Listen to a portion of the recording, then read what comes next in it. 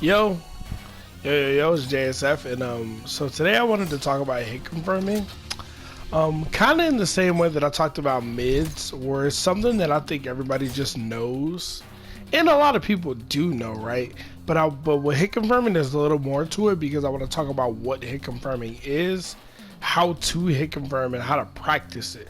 I don't think everybody knows like what's a good way to practice hit confirming consistently, right?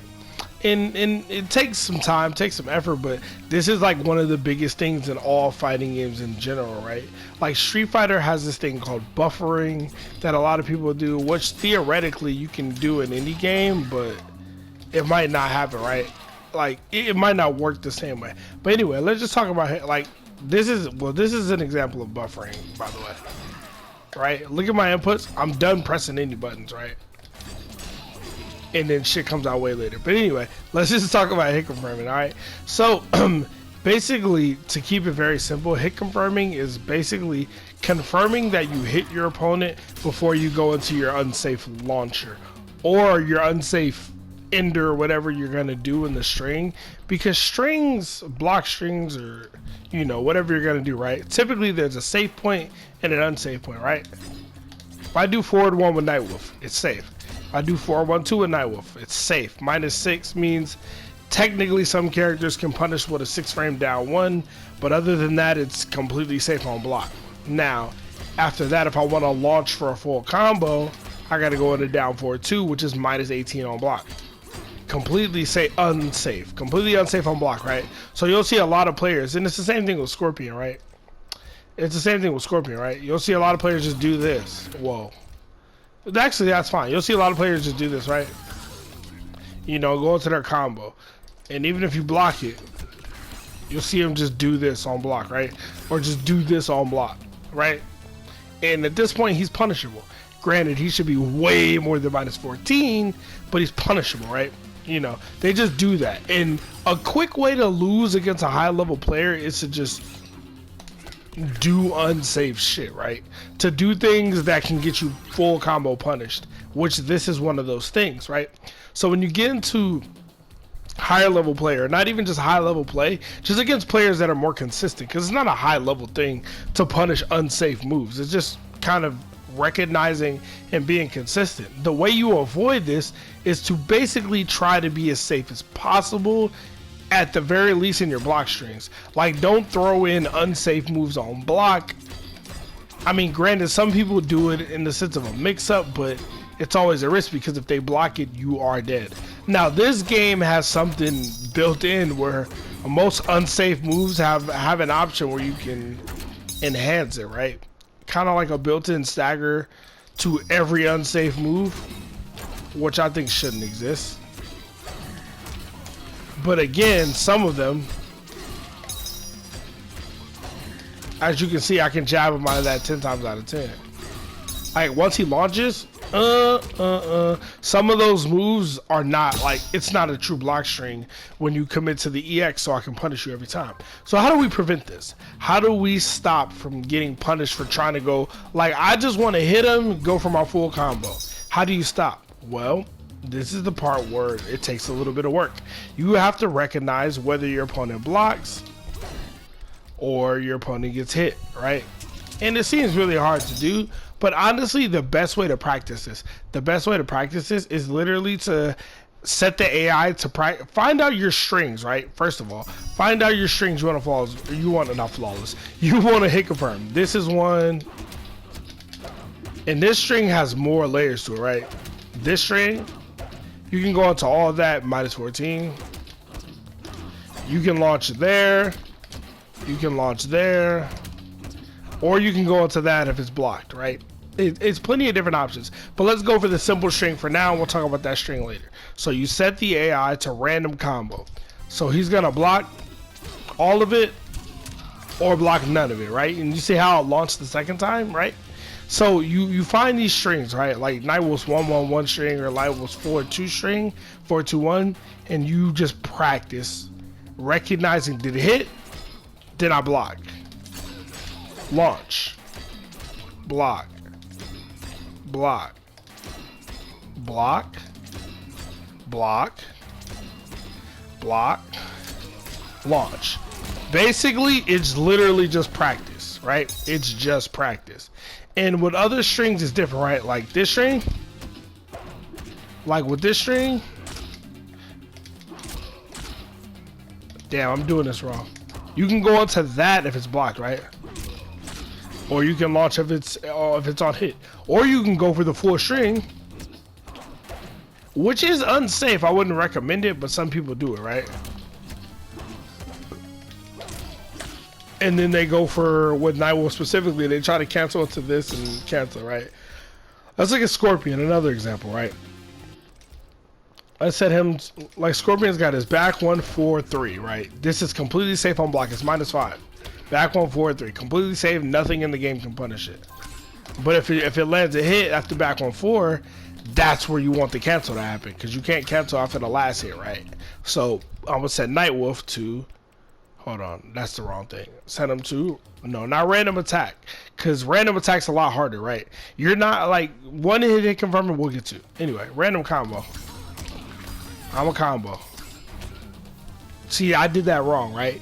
In this situation, I should go for the last hit of the string. I should do that when he blocks it. And I should do that when it's not blocked. It is going to vary from character to character, but find out what your launcher is. Your launcher is typically unsafe, right? Then find out the safe option on that string. If that string doesn't have a safe option once you immediately commit to doing the string, then you got to evaluate the character in the string, right? And typically these are with like your mid strings, right? Like 13 frame mid with good range. I can launch with it. I can be unsafe with it. You know, that's basically the basics and the basis of hit confirming, right? Like I said, then you get into other things where do I confirm into this, or do I go in the full string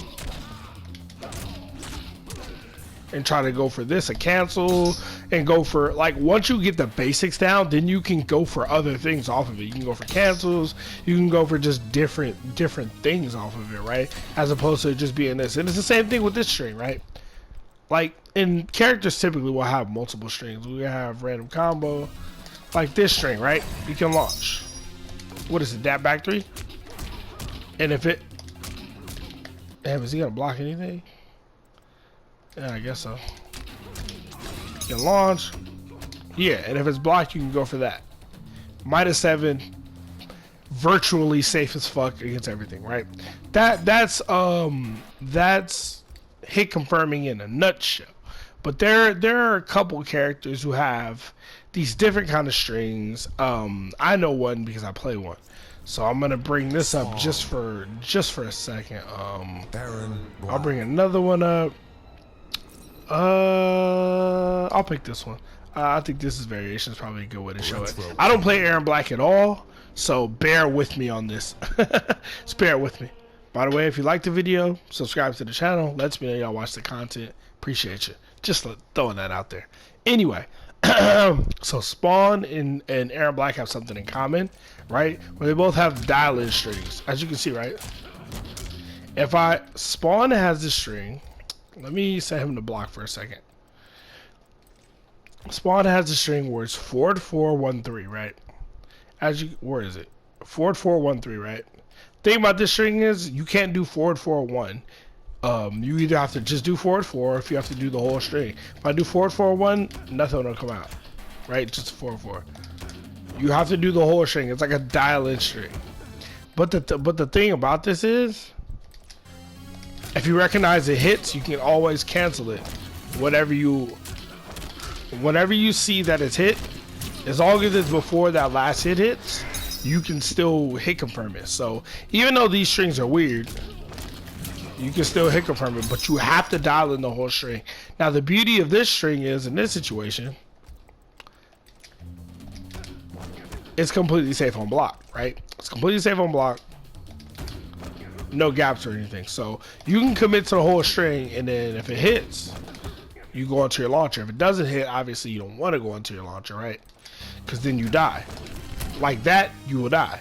Aaron Black has a similar string. Granted, I'm not an Aaron Black player, so I don't know it off the top of my head, and I'm probably gonna screw up trying to show it to you. 2-1, 2-1, 2.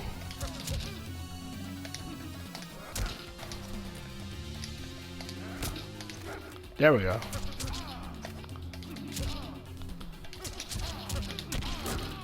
There we go. That's basically what I'm trying to show. But so that's 2-1, 2-1, 2, which you can just go into, right?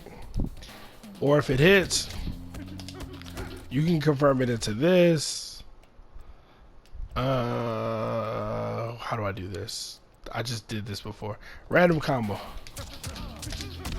You can confirm it to this, probably get some more damage, or you can confirm it into slide, into this setup, etc, etc, etc, right? But on block, you want to just go into this. So some characters have these dial-in strings that you just do the whole string and kind of just watch the fucking movie. And then go into that on hit. On block, just go into that, right? So basically, that's the basics of hit confirming in this game. For some players who have a problem, like say you always do, you think you're gonna hit your opponent, like, oh damn, I thought that was gonna hit him, and you cancel into a teleport, into a launcher, and you get punished for it. And if that's a big problem for you, I would say just practice your hit confirming. Just seriously, just practice your hit confirming.